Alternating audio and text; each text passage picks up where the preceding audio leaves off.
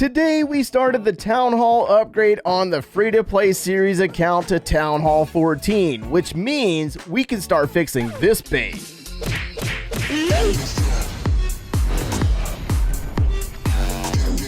What's going on, my friends? My name is Joe, welcome back to the show, and today we're going to dive into the smartest way to fix a rush base in Clash of Clans. So this is my brand new level 1 rush Town Hall 14 base that took about 5 months to build free to play, which I explained all of this in a level 1 rushing guide a few months back. When we look at this base, I mean, wow.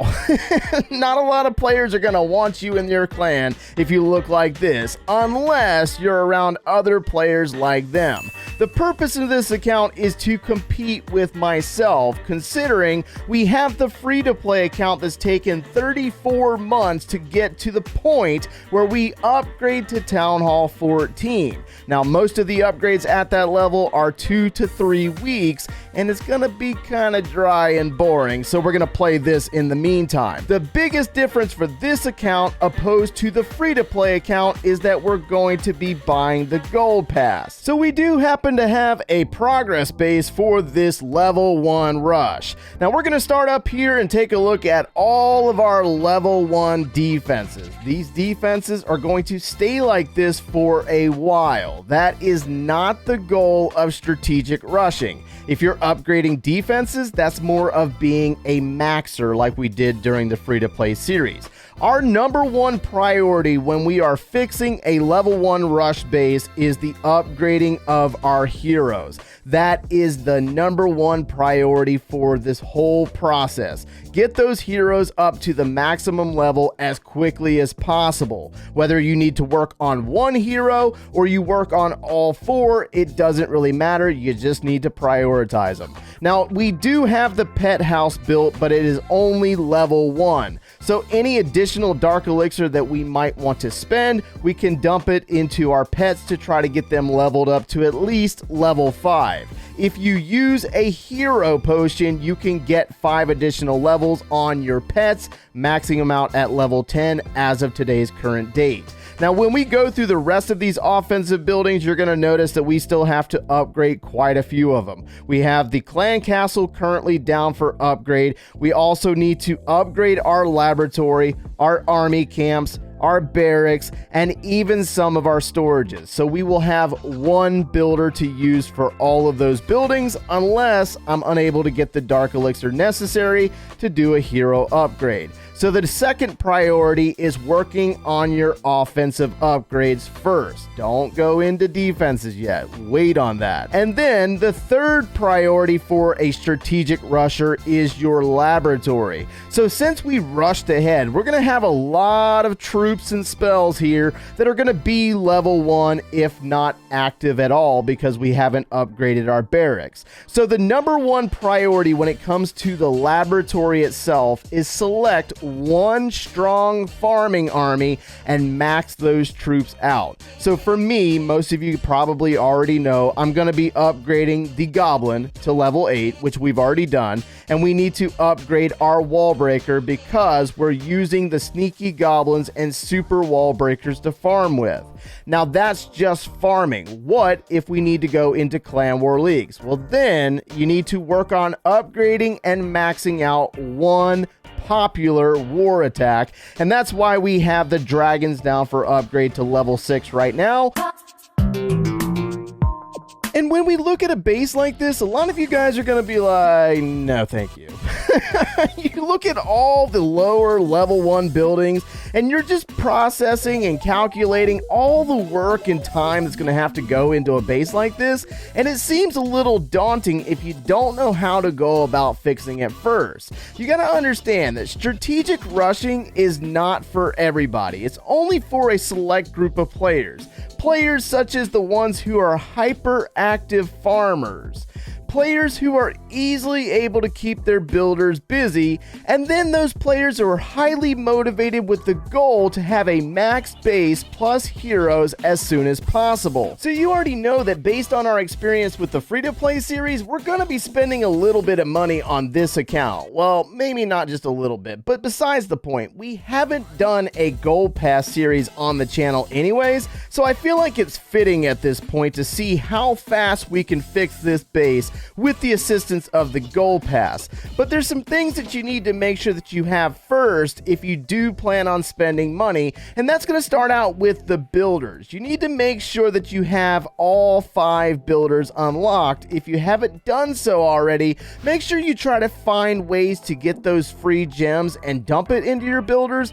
But don't forget that if you're ever offered the power level pack for $2.99, I recommend that you buy it. And then the Gold Pass for $4.99 is a highly recommended purchase if you are trying to fix a rush base. But then again, it's even better when you're doing a max traditionally, because these boosts right here, which you can obtain if you're hardcore in like 2 weeks, 20% off cost and time for builder upgrades, the training boost, so all of your farming troops or your war attack army, and then the 20% off the research of upgrading of troops and spells in your laboratory.